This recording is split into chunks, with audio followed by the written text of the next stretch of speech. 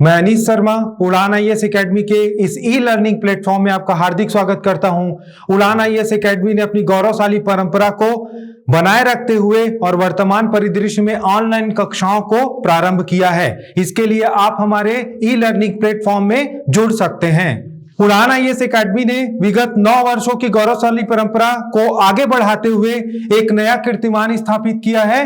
खासकर अगर हम बात करें टेस्ट सीरीज की, तो आप हमारे जो मेंस और प्री के तैयारी के लिए टेस्ट सीरीज भी ज्वाइन कर सकते हैं और इसको बहुत ही न्यूनतम शुल्क में 51 जो टेस्ट है इसको मात्र 950 रुपए में हम क्या है विद्यार्थियों के लिए प्रस्तुत कर रहे हैं। और इसमें आधारभूत स्तर, उच्च स्तर और संपूर्ण स्तर और इसके अलावा एग्जाम के पहले जो टेस्ट होंगे, तो इस प्रकार क्या है बिल्कुल फंडामेंटल और एकदम बेसिक लेवल से आप लास्ट तक क्या है एग्जाम का जब हमारा प्री एग्जाम होगा वहां तक की तैयारी को पूरा एक साथ एक इंटीग्रेटेड एकीकृत रूप में ज्वाइन करके बहुत अच्छा अपने तैयारी को बेहतर बना सकते हैं। इसके अलावा छत्तीसगढ़ पीएससी के द्वारा जो ली जाने वाली परीक्षाएं हैं उसके अतिरिक्त हमने नया प्रयास करते हुए और छात्रों की मांग पर बैंकिंग के लिए भी कक्षाएं प्रारंभ की है, जिसमें क्या है प्री और मेंस एक साथ, जिसको भी आप बहुत ही न्यूनतम शुल्क में उड़ान आईएएस एकेडमी में ज्वाइन कर सकते हैं। आप हमारे साथ ऑनलाइन जुड़ने के लिए गूगल प्ले स्टोर से उड़ान आईएएस एकेडमी का ऐप डाउनलोड कर सकते हैं। इसमें आपको सीजीपीएससी, आईबीपीएस, बैंकिंग की जो एग्जाम होते हैं और वर्तमान में जो एसीएफ का एग्जाम होने वाला है उसके लिए आप गूगल प्ले स्टोर से जाकर उड़ान आईएएस एकेडमी का ऐप डाउनलोड कर सकते हैं। इसके अलावा यूट्यूब में उड़ान आईएएस एकेडमी का चैनल सब्सक्राइब कीजिए और शेयर कीजिए। हमारे साथ बने रहने के लिए डिस्कस करेंगे फॉरेस्ट्री या वानिकी, जो हमारा एसीएफ का एग्जाम होने वाला है उसमें एक कॉमन टॉपिक है इन्वायरमेंट और वानिकी का फॉरेस्ट्री का, वो है फॉरेस्ट इकोलॉजी।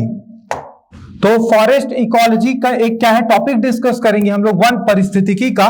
ठीक है, इससे किस प्रकार के प्रश्न आएंगे और ये टॉपिक को आपको कैसे पढ़ना है। सरल सा टॉपिक है लेकिन इससे थोड़े ट्रिकी प्रश्न आते हैं। तो जो इकोलॉजिकल पिरामिड होते हैं वो 3 प्रकार के बनाए जाते हैं या होते हैं। इसमें पहला है ऊर्जा का पिरामिड, दूसरा है बायोमास का पिरामिड और तीसरा है संख्या का पिरामिड। तो 3 प्रकार के पिरामिड है जिससे क्या है एमसीक्यू पूछे जाते हैं। एनर्जी का है, बायोमास का है और नंबर का है, संख्या, जैवभार और ऊर्जा का। ठीक, चलिए आगे बढ़ते हैं। देखिएगा, एक इस पिरामिड वाले टॉपिक को पढ़ने से पहले हमको इकोसिस्टम को समझना पड़ेगा, पारिस्थितिकी तंत्र क्या होता है इसको जानना पड़ेगा। सामान्य रूप से पारिस्थितिकी तंत्र का एक फॉर्मेट, ये आपके सामने क्या है एक डायग्राम बना हुआ है। अगर इस फॉर्मेट को हम लोग क्या है थ्योरेटिकली समझे तो देखिएगा क्या है, इसको मैं आपको बताऊंगा। प्रोड्यूसर, ठीक है, इसके बाद क्या है प्राथमिक उपभोक्ता जिसमें शाकाहारी आते हैं, और क्या हो जाएगा द्वितीयक उपभोक्ता जिसमें मांसाहारी आते हैं जानवर, इसके उदाहरण तो हमको पता ही है। इसके अलावा क्या है टर्शरी कंज्यूमर, तृतीयक उपभोक्ता जिसमें सर्वाहारी, जो कि क्या है शाकाहार और मांसाहार दोनों का सेवन करते हैं। और इसके बाद क्या आता है अंत में अपघटक या सूक्ष्म जीव। तो ये एक कॉमन इकोसिस्टम का या पारिस्थितिकी तंत्र का क्या है फॉर्मेट है। इसको अगर हम लोग डायग्राम के थ्रू समझे तो देखिएगा प्रोड्यूसर कौन होता है हमारे इकोसिस्टम में। प्रोड्यूसर होता है पौधा या प्लांट। तो प्लांट या पौधा क्या करता है, प्लांट या पौधा करेगा सूर्य के प्रकाश से ऊर्जा ग्रहण करता है, ठीक है, और प्रकाश संश्लेषण करेगा। और प्रकाश संश्लेषण करने के बाद पौधा क्या करता है ऑक्सीजन और क्या करेगा भोजन, इसका निर्माण करता है। इसी कारण पौधे को क्या बोला गया है हमारे इकोसिस्टम में, इसको बोला गया है प्रोड्यूसर या उत्पादक। इसको क्या बोला गया है प्रोड्यूसर या उत्पादक। जो सीधे पौधों को आहार के रूप में ग्रहण करते हैं वो क्या करेंगे कहलाएंगे शाकाहारी प्राणी। ठीक है, इनको इकोसिस्टम में प्राथमिक उपभोक्ता बोला गया है। उसके बाद क्या होते हैं, इसके बाद मांसाहारी प्राणी जिनको द्वितीयक उपभोक्ता बोला गया है। और अंत में जब सभी प्रकार के क्या शाकाहारी प्राणी या मांसाहारी प्राणियों की मृत्यु हो जाती है तो उसका प्रकृति में अपघटन करने की भी सुविधा है। और वो अपघटन कौन करता है, वो अपघटन करता है अपघटक अब घटक को हम लोग डीकंपोजर बोलते हैं। डीकंपोजर मतलब उसको क्या करेगा, छोटे अणुओं में क्या करेगा, विखंडित कर देगा, डिग्रेडेशन कर देगा। और इस श्रेणी में सूक्ष्म जीव आते हैं। सूक्ष्म जीव मतलब क्या हो गए, जैसे कि बैक्टीरिया और फंगी। तो बैक्टीरिया, जीवाणु, फंगी, कवक हो गया। और कुछ बड़े एनिमल्स की बात करें, स्कैवेंजर्स और वल्चर्स, जिसमें क्या है, चील, बाज और गिद्ध और कौवा जैसे क्या है, कुछ पक्षी हैं जो कि क्या करेंगे, सड़े गले मांसों का भक्षण करके एक प्रकार से साफ सफाई का काम करते हैं। तो ये जो एक क्या है, फॉर्मेट बना हुआ है, एक तंत्र बना हुआ है, एक सिस्टम बना हुआ है, इसी को हम लोग इकोसिस्टम बोलते हैं। और जहां सबसे महत्वपूर्ण कड़ी है वो है पौधा या प्लांट। बिल्कुल ये ट्रेन के डिब्बे के जैसा है। ट्रेन में क्या है, एक इंजन और ढेर सारे डिब्बे रहते हैं, सभी का अलग महत्व है। एक भी डिब्बा बीच से निकलेगा तो ट्रेन तो पटरी से उतर जाएगी। और उसी प्रकार यदि क्या रहेगा, इंजन ही नहीं रहेगा तो ट्रेन कैसे चलेगा। तो हमारे इकोसिस्टम में क्या होता है, ये जो प्लांट है वो इंजन है, वो प्रोड्यूस करता है, एनर्जी प्रोड्यूस करता है, वो भोजन प्रोड्यूस करता है, वो ऑक्सीजन प्रोड्यूस करता है और पारिस्थितिकी तंत्र का निर्माण होता है। तो ये एक फॉर्मेट था समझने के लिए। आइए हम आगे बढ़ें और आगे बढ़ने के साथ क्या करते हैं, पिरामिड वाला क्या है, टॉपिक को डील करते हैं। तो देखिएगा, पिरामिड, सबसे पहला जो पिरामिड बनता है वो है एनर्जी या ऊर्जा का पिरामिड, है ना। तो ऊर्जा का पिरामिड कैसे बनेगा, ये देखिएगा। ऊर्जा के पिरामिड को मैं आपको बताने से पहले एक बहुत बड़े इकोलॉजिस्ट हैं लिंडमैन, उनकी थ्योरी को डिस्कस करना चाहूंगा। तो लिंडमैन ने क्या बताया था कि ऊर्जा का ये जो हमारा क्या है, एक फॉर्मेट है इकोसिस्टम का, इसमें फ्लो ऑफ एनर्जी है ना, इसमें क्या होगा, flow of energy. Flow of energy मतलब क्या हो जाएगा, ऊर्जा का प्रवाह किस प्रकार से होता है उसको इन्होंने बताया। 10% लॉ बोलते हैं इसको, और 10% लॉ से क्वेश्चन आ चुका है एग्जाम में। बहुत ही महत्वपूर्ण सिद्धांत है। तो लिंडमैन का सिद्धांत बताता है कि जो कोई भी ऊर्जा रहती है, जैसे क्या हो जाएगा, प्राइमरी जो कंज्यूमर है, डायग्राम से समझना चाहे तो जो प्राइमरी जो कंज्यूमर है, फिर सेकेंडरी, फिर टर्शरी आ जाएंगे और लास्ट में अब घटक। तो उनको एनर्जी कहां से मिल रहा है, उनको एनर्जी प्लांट से मिलता है। प्लांट कहां से एनर्जी प्राप्त करता है, प्लांट तो क्या है, सूर्य की एनर्जी को यूज करता है प्रकाश संश्लेषण में। तो इसको समझना है हमको। देखिए क्या होता है, जब कभी भी सूर्य के प्रकाश की ऊर्जा पृथ्वी तक पहुंचती है, मान लीजिए ये 100% ऊर्जा क्या है, पृथ्वी सूर्य के पास है, और वो क्या है, पृथ्वी तक पहुंच के किसको प्राप्त हो रही है, पौधों को प्राप्त हो रही है। तो लिंडमैन की थ्योरी के अनुसार इसका क्या होता है, 90% हिस्सा, 90% हिस्सा तो क्या हो जाएगा, हमारे वातावरण में ही नष्ट हो जाता है, और केवल क्या हो जाएगा, 10% ऊर्जा ही क्या है, 10% ऊर्जा ही शेष रह जाएगी। किसके लिए, पौधों के लिए। ऐसा क्यों होता है, तो जो सोलार रेडिएशन रहता है या सौर ऊर्जा विकिरण है, वो अधिकांश भाग उसका सूर्य का परावर्तन, प्रकाश का अपवर्तन, अवशोषण इत्यादि होता है, रिफ्लेक्ट हो जाती है, उसका रिफ्रैक्शन होता है, एब्जॉर्प्शन होता है। इसके कारण बहुत सारी ऊर्जा तो नष्ट हो जाती है। प्लांट कितना यूज कर रहा है उसका, ओनली 10%, 100 का 10। अब आगे हम इस इकोसिस्टम में आगे बढ़े तो इसी प्रकार सक्सेसिवली क्या होता है, क्रमशः ऊर्जा का ह्रास होना चालू हो जाता है। तो प्राथमिक जो उपभोक्ता है, ये 10% का क्या हो जाएगा, अगेन ये 10% का 90% पुनः नष्ट हो जाएगा। क्योंकि जो सोलार रेडिएशन है या सौर ऊर्जा विकिरण है, उसका क्या है, पौधा अपने मेटाबॉलिक या उपापचयी क्रियाओं और दूसरे प्रक्रियाओं के लिए उसको क्या करता है, कंजप्शन या उसको उपभोग करेगा एनर्जी का। तो वो पूरी ऊर्जा सामने वाले को नहीं देने वाला। तो अगेन क्या होगा, इस 10% का 90% फिर से लॉस होगा, और 10% का 90% लॉस होते, और ये क्रम जारी रहता है अब घटक के आते तक। तो क्या हो जाएगा, इसके पास बचेगा 10% का क्या हो गया, 90% लॉस हुआ, तो 1% बचेगा प्राथमिक उपभोक्ता के पास। इस 1% का अगेन क्या हो जाएगा, 90% फिर से क्या हो जाएगा, लॉस होगा, और ये क्रम चलता रहेगा, और अंत में आप कैलकुलेट करेंगे इसी प्रकार से। तो आप देखते हैं कि डीकंपोजर या अपघटक के पास नेग्लिजिबल या लगभग शून्य ऊर्जा, 0.001% समथिंग बचेगा। ठीक है, तो ये क्या होगा, बहुत ही कम ऊर्जा क्या है, शेष रह जाती है। किसके पास, अपघटक के पास। तो इसको 10% लॉ को समझाने वाले जो बहुत बड़े इकोलॉजिस्ट वैज्ञानिक साइंटिस्ट थे लिंडमैन, ये भी प्रश्न पूछा गया एग्जाम में। तो ये क्या है, इन्होंने ऊर्जा के पिरामिड। अब क्या होगा, ये जो थ्योरी है, ये जो कॉन्सेप्ट है 10% लॉ, उसी से हम क्या करेंगे, ऊर्जा का पिरामिड समझेंगे। देखिएगा, सदैव पिरामिड बनाने के लिए हमको ध्यान रखना है, क्या ध्यान रखना है कि सदैव जो आधार रहेगा या बेसिस रहेगा, वो आधार रहता है उत्पादक या प्रोड्यूसर।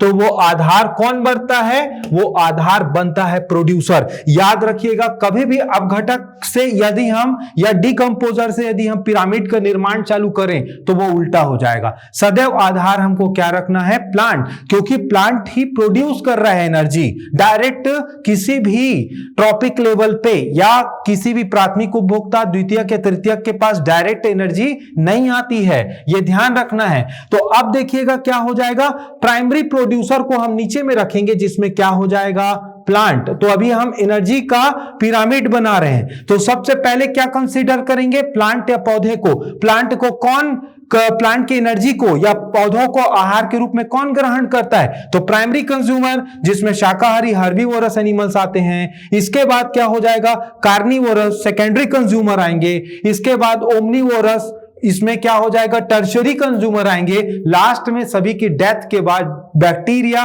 जो रहेगा उसको डिकम्पोज करेगा और बैक्टीरिया लास्ट में आता है। मैथमेटिकली मैंने आपको अभी कैलकुलेट करके बताया, जो सोलार रेडिएशन का 100% एनर्जी है, जब ट्रॉपिक लेवल से होते हुए लास्ट में पहुंचता है इकोसिस्टम की जो लास्ट चैन का हिस्सा है डिकम्पोजर, तो कितना कम एनर्जी शेष रह जाता है। तो क्या हो जाएगा, सक्सेसिवली जैसी जैसी हम क्या है ट्रॉपिक लेवल पे आगे बढ़ते जाएंगे तो हमको क्या मिलता है, एनर्जी लगातार कम होती है, उसका डिग्रेडेशन होता है। तो क्या हो रहा है देखिएगा, शुरू में तो एनर्जी ज्यादा थी, फिर कम हुई, अंत में और कम हुई और लास्ट में तो नेग्लिजिबल, लगभग शून्य रह गई। तो इसको यदि हम लोग फिगर ड्रॉ करेंगे, डायग्राम ड्रॉ करेंगे, तो कैसे बनेगा, ये जो पिरामिड बना है ऊर्जा का पिरामिड, ये पिरामिड कैसे बना है, सीधा यानी क्या हो जाएगा, अपराइट पिरामिड का निर्माण हुआ। सीधा मतलब क्या हो गया, अपराइट पिरामिड का निर्माण हुआ। और पिरामिड किस शेप का रहता है, पिरामिड क्या रहता है, ट्रायंगुलर, त्रिभुजाकार आकृति का रहता है। तो ऊर्जा का पिरामिड सदैव ब्रह्मांड में सीधा ही बनेगा, क्योंकि क्या हो जाएगा, लगातार एनर्जी कम होते जाती है और अंत में एकदम कम, लगभग शून्य बचती है। दूसरा पिरामिड को डिस्कस करते हैं हम लोग, जैव भार पिरामिड, बायोमास का पिरामिड। बायोमास होता क्या है, इसको जानना जरूरी है ना। बायोमास या जैव भार क्या है, इसको समझिएगा। बायोमास मतलब क्या हो जाएगा, जो इसका फॉर्मूला क्या होता है जैव भार का, total weight minus weight of water. ठीक है, तो इसमें हम क्या करेंगे, कुल वजन जो रहेगा, मान लीजिए किसी व्यक्ति का वजन या किसी जानवर का वजन 100 किलो है, और क्या है, वेट ऑफ वाटर। ये यहां पे समझना बहुत इंपॉर्टेंट है, वेट ऑफ वाटर क्या है। तो वेट ऑफ वाटर क्या होता है, हम मैथमेटिकल कैलकुलेशन से 70%, है ना, मैथमेटिकल कैलकुलेशन के लिए 70% या 70% मान के चलते हैं कि हमारे शरीर में, जानवरों के शरीर में, पौधों के शरीर में जल या वाटर की क्या है, मात्रा या अमाउंट है, और वो होता भी है ना। तो क्या होगा, हम क्या करेंगे, 100 किलो यदि किसी जानवर या व्यक्ति का वजन है, तो उस 100 किलो में से हम लोग क्या करेंगे, 70 किलो को क्या कर देंगे, माइनस कर देंगे, या ये 70%, तो 100 का 70% तो 70 आ गया। तो अब क्या है, 100 में से हमने क्या किया, 70% माइनस किया, है ना, टोटल वेट से वेट ऑफ वाटर को माइनस किया, तो क्या मिल गया हमको, 30। तो एक्चुअल जो बायोमास आएगा वो कितना आएगा, एक्चुअल बायोमास आया हमारे पास 30 किलो का। तो इसको थोड़ा सा ध्यान में रखना है फॉर्मूले को, और हमेशा मैं फिर से रिपीट करूंगा, हमको बेसिस या आधार मान के चलना है प्रोड्यूसर या प्लांट को। तो होगा क्या, देखिएगा किस प्रकार से बन सकता है ना, ये क्या हो जाएगा, पिरामिड। ठीक, जैसे मैं बात करूं एक इकोसिस्टम की, घास के मैदान की इकोसिस्टम की, ग्रासलैंड इकोसिस्टम की बात करूं तो एकदम सामान्य से आप एक घटनाओं को घटते हुए देखते होंगे। ग्रासलैंड या घास के मैदान में क्या है, घास को खाने वाला कोई शाकाहारी जानवर, हिरण गाय हो सकती है, या घास में टिड्डा हो सकता है। टिड्डा को कौन खा लेगा, उसको खाएगा फ्रॉग या मेंढक, मेंढक को कौन खाएगा, सांप, सांप को नेवला, या लास्ट में वो मर जाएगा तो उसका क्या हो जाएगा, डिकम्पोज हो जाएगा वो, है ना। तो देखिएगा, यदि हम लोग क्या है किसी जंगल का पिरामिड या ग्रासलैंड का पिरामिड को देखें तो देखिएगा क्या होता है, प्रोड्यूसर। तो किसी भी बड़े एक एरिया में प्लांट कितना सारा, प्लांट को गिनना एक बड़े एरिया में क्या है अपने आप में भी चैलेंज है। तो प्लांट का नंबर तो संख्या ज्यादा रहेगी, है ना, प्लांट की संख्या ज्यादा रहेगी। अब एक चीज ध्यान रखना है, जिसकी संख्या ज्यादा रहेगी उसका वजन भी ज्यादा रहेगा, है ना। तो प्लांट इसमें बड़े बड़े पेड़ पौधे हो सकते हैं इस जगह में, इस जंगल में। और इसके बाद क्या हो जाएगा, फिर शाकाहारी प्राणी, फिर मांसाहारी प्राणी, और अंत में क्या है, डिकम्पोजर आ सकते हैं, है ना। तो होगा क्या, देखिएगा, यदि हम बायोमास को कैलकुलेट करें किसी भी जंगल में, ग्रासलैंड में, तो हमको पता लगेगा कि पेड़ पौधों की संख्या ज्यादा रहती है, बड़े वृक्ष का वजन ज्यादा रहेगा, उसकी तुलना में शाकाहारी और मांसाहारी का वजन कम रहेगा, है ना। और देखिएगा प्रकृति की रचना कैसे हुई है, प्रकृति की रचना ऐसे हुई है कि पेड़ पौधे सदैव ज्यादा रहते हैं, उसकी तुलना में शाकाहारी कम और मांसाहारी उससे कम। कल्पना कीजिए, मैं जो बोल रहा हूं वैसा ना हो तो, जैसे कोई जंगल है, वहां पे शाकाहारी कम है, 100 गाय है, 100 हिरण है और 500 शेर है, ठीक है, और 200 बाघ है। अब आप सोचिएगा कैसे खिलवाड़ होगा प्रकृति में। तो वो इतने सारे जो मांसाहारी जानवर है उनके लिए तो आहार जो शाकाहारी जानवर वो ग्रहण करते हैं वो तो पर्याप्त मात्रा में मिलेगा नहीं, तो वो अपना आहार को ग्रहण करने के लिए उसको स्वीकार कर देंगे। और अचानक अगर 700-800 जो मांसाहारी जो जानवर हैं वो शाकाहारियों को जब स्वीकार करेंगे तो नेक्स्ट टाइम उनके लिए भोजन बचेगा क्या, नहीं, और वो इकोसिस्टम वहीं खत्म हो जाएगा। तो प्रकृति की संरचना नैसर्गिक या नेचुरल ऐसी ही हुई है कि यहाँ पे पेड़ पौधे ज्यादा रहते हैं, शाकाहारी कम रहेंगे, अपेक्षाकृत मांसाहारी और कम रहते हैं। तो इस हिसाब से भी देखें तो हमको समझ में आ जाएगा कि इसकी संख्या क्या है, ज्यादा है, बड़े बड़े पेड़ पौधे ज्यादा हैं तो उसका वजन ज्यादा होगा, बायोमास ज्यादा होगा, शाकाहारी का कम, मांसाहारी का कम। तो कैसे बनेगा पिरामिड, पिरामिड कैसे बनेगा, शुरू में क्या है, वजन ज्यादा, उत्पादक मतलब प्रोड्यूसर पौधों का, शाकाहारी हर्बीवोरस का कम, कार्निवोरस का और कम, डिकम्पोजर बैक्टीरिया और फंगी का क्या वजन होगा आप सोचिए, है ना, वो तो यूनिसेलुलर एक कोशी जीव रहते हैं। तो इस प्रकार यदि हम देखें तो क्या हो रहा है, हम इस अब पिरामिड सीधा बन रहा है, अपराइट बन रहा है। पिरामिड कैसे बन रहा है, अपराइट बन रहा है। तो अभी तक हमने 2 पिरामिडों की चर्चा की है, एक एनर्जी वो भी सीधा बना, बायोमास में हमने देखा जंगल का या ग्रासलैंड का तो भी क्या बना, ये सीधा बना। लेकिन हमेशा पिरामिड सीधा नहीं बनता है, याद रखिएगा, इससे प्रश्न बनता है इन सब टॉपिक से, है ना। अब देखिएगा क्या होगा, अगला पिरामिड हम लोग देखते हैं एक्वेटिक इकोसिस्टम। या एक्वेटिक इकोसिस्टम का मतलब होगा वो तालाब का, पॉन्ड का, रिवर नदी का, या मरीन इकोसिस्टम समुद्र का क्या हो सकता है, इकोसिस्टम हो सकता है, ठीक है। अब यहां पे देखना है, देखिएगा जो मरीन इकोसिस्टम रहता है वहां पे क्या रहता है, वहां पे होती है एक चीज, सबसे नीचे में प्रोड्यूसर क्या रहेंगे, मरीन इकोसिस्टम में प्रोड्यूसर कौन रहता है, तो मरीन इकोसिस्टम में प्रोड्यूसर जो रहता है वो क्या रहता है, एल्गी। एल्गी को हम लोग क्या है, शैवाल बोलते हैं, ठीक है, एल्गी को क्या बोलेंगे, शैवाल। तो शैवाल क्या है, एक प्रकार का पौधा है, हालांकि उसमें जड़ तने पत्तियां नहीं रहती, लेकिन वो क्लोरोप्लास्ट है, उसमें प्रकाश संश्लेषण फोटोसिंथेसिस करता है, इसलिए उसको प्लांट में हम क्या करते हैं, इंक्लूड करते हैं। और ऐसे ही कुछ क्या रहते हैं, सूक्ष्म या क्या कहना चाहिए उनको, यूनिसेलुलर भी प्लांट्स रहते हैं जिनको फाइटोप्लैंक्टॉन्स भी बोला जाता है। तो ये सभी मिलेंगे, ठीक है, फाइटोप्लैंक्टॉन्स और एल्गी यहां पे मिलेंगे, कहां पे, कोई भी एक्वेटिक इकोसिस्टम में। अब इनका कंजप्शन करने के लिए, उपभोग करने के लिए क्या हो जाएगी, फिश, जो कि एकदम कॉमन उदाहरण है वो मिलेगी, है ना। तो ये फिश हो गई, तो इसको क्या करेंगे, ऐसे छोटे मोटे फाइटोप्लैंक्टॉन्स को, या तो छोटी फिश या क्या होगा, जू प्लैंक्टॉन्स। जू प्लैंक्टॉन्स को हिंदी में हम लोग बोलते हैं जंतु प्लवक, ठीक है, तो इनका भक्षण कौन करेंगे? सेकेंडरी कंज्यूमर के रूप में फाइटोप्लैंक्टन होगा तो जूप्लैंक्टन, यदि वो क्या है एल्गी या क्या है शैवाल है तो छोटी मछलियां उसका कंजप्शन कर सकती हैं, है ना, क्योंकि इसमें वैरायटी देखने को मिलेगा इकोसिस्टम में। अब फर्दर और आगे जाएं तो क्या होगा, एंड में यदि हम लोग देखें तो जो फिशेस रहती हैं, लार्ज फिश, जो बड़ी मछलियां रहती हैं वो छोटी मछलियों को खा जाएंगी। तो अब इस प्रकार से ये इकोसिस्टम का लास्ट क्या हो गया, एक कहना चाहिए क्या है, एक हिस्सा।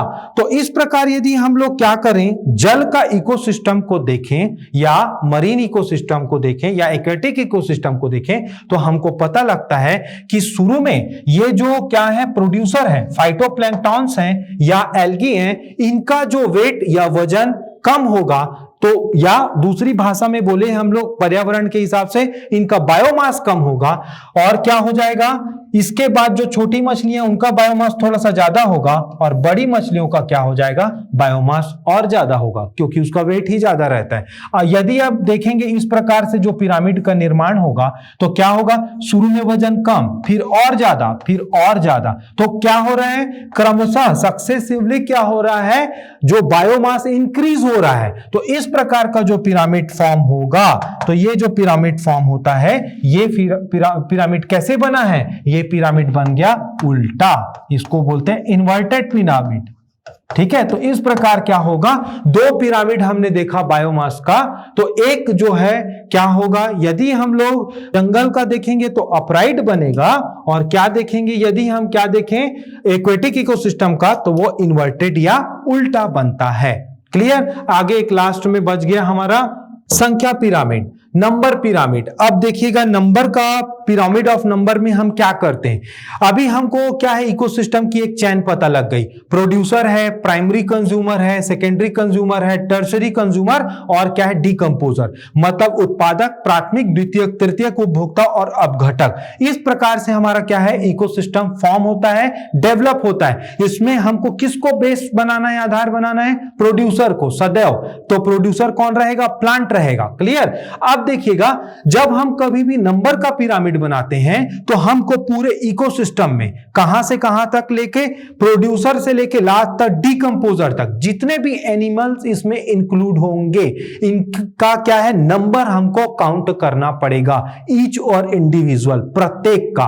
तो हम क्या करेंगे, काउंटिंग करेंगे, नंबरिंग करेंगे, एक दो, जैसे प्लांट, तो प्लांट कितना है, एक प्लांट है, 200 प्लांट है, 500 प्लांट है, 700 प्लांट है। तो इस प्रकार क्या करेंगे, हम उसको कैलकुलेट करते हैं। ठीक है, अब देखिएगा यदि हम क्या करेंगे, किसका, जंगल का पिरामिड देखें, है ना, तो जंगल का पिरामिड कैसे बनेगा, आपको एग्जांपल के लिए बताता हूं। जंगल का पिरामिड किसका, नंबर का। और जब कभी भी एग्जाम में ये पूछा जाता है तो बिल्कुल क्लियर क्वेश्चन आएगा। देखिएगा इसको हमको टॉपिक पढ़ते रहने के साथ साथ एक चीज बहुत इंपॉर्टेंट है, क्वेश्चन किस प्रकार के पूछे जा रहे हैं उसको ध्यान रखना जरूरी है। तो आप क्या कीजिए, क्वेश्चन के अकॉर्डिंग टॉपिक को पढ़िए, वो ज्यादा अच्छा एक साइंटिफिक अप्रोच है। क्लियर, क्योंकि हमको एग्जाम निकालना है, वो सबसे इंपॉर्टेंट है।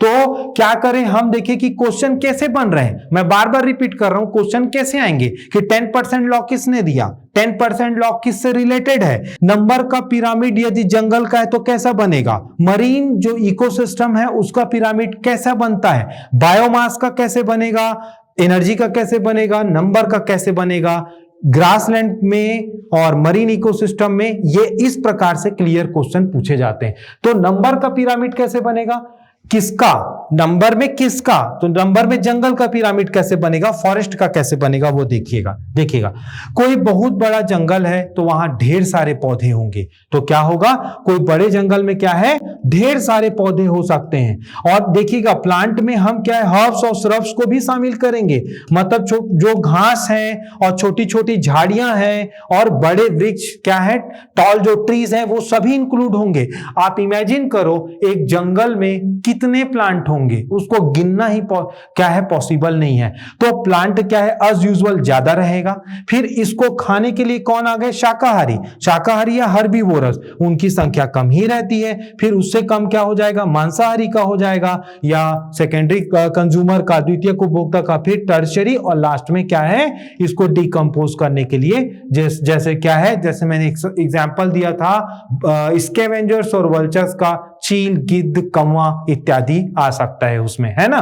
तो अब क्या देख रहे हैं हम इस पिरामिड में, पहले नंबर ज्यादा था और क्या हो रहा है, ऊपर जाने से नंबर कम हो रहा है और कम हो रहा है, लास्ट में क्या हो गया, एकदम कम हो जाता है। तो किस प्रकार का पिरामिड फॉर्म होगा देखते हैं, पहले नंबर ज्यादा, फिर कम, फिर कम, फिर और कम। तो इस प्रकार से जो पिरामिड बन रहा है सीधा बन रहा है। तो ये अपराइट पिरामिड या सीधा पिरामिड का निर्माण होगा। कहां का, नंबर का देख रहे हैं, वो भी जंगल का या फॉरेस्ट का।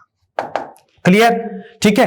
अब हम लोग देखते हैं सिंगल ट्री, केवल एक वृक्ष का पिरामिड कैसे बनता है। किसका देखेंगे, सिंगल ट्री का। तो अभी हम जंगल का देख रहे थे तो यहां बहुत सारे ट्रीज थे, अब क्या देखेंगे, सिंगल ट्री का।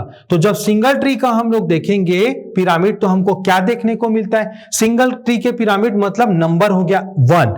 अब क्या है देखिएगा, एक जो पौधा रहता है आसपास के, आप घर के आसपास भी देखोगे तो एक पौधा में डिपेंडेंट कितने सारे एनिमल्स रहते हैं।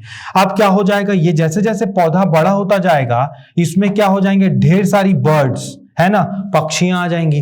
पक्षियों के साथ साथ क्या हो जाएगा, और छोटे मोटे कीड़े मकोड़े इसमें आ जाएंगे, इंसेक्ट वगैरह आ जाएंगे। ठीक है, तो उसको भी काउंट करना बड़ा मुश्किल काम है। ठीक, और इसके अलावा लास्ट में इनको डिकम्पोज करने के लिए यदि माइक्रोब्स हैं, सूक्ष्म जीव हैं, तो सूक्ष्म जीव तो अनकाउंटेबल, आप तो उसको इमेजिन नहीं कर सकते, काउंट भी नहीं कर सकते। तो हम क्या देख रहे हैं, हम देख ये रहे हैं कि कोई भी जो प्लांट रहता है, सिंगल ट्री, एक वृक्ष है यदि अकेला, तो लगातार उस पर डिपेंडेंट एनिमल्स की संख्या बढ़ते जाती है। तो शुरू में क्या था, नंबर सिंगल ट्री का 1, है ना, फिर बढ़ी संख्या, फिर बढ़ी और बढ़ते गई। इस प्रकार बढ़ते बढ़ते क्या है, हमको उल्टा पिरामिड प्राप्त होता है, नंबर यहां पे ज्यादा यहां पे कम, तो ये बन जाएगा इन्वर्टेड या उल्टा पिरामिड। तो इस प्रकार क्या होता है, जो पिरामिड फॉर्म होते हैं 3 प्रकार के, 3 कैटेगरीज के, उसको मैंने आपको बताया। और ये बहुत ही इंपॉर्टेंट टॉपिक है, इसको बहुत अच्छे से आप पढ़िएगा और किससे एग्जाम में प्रश्न बनते हैं। मेरे साथ बने रहने के लिए बहुत बहुत धन्यवाद।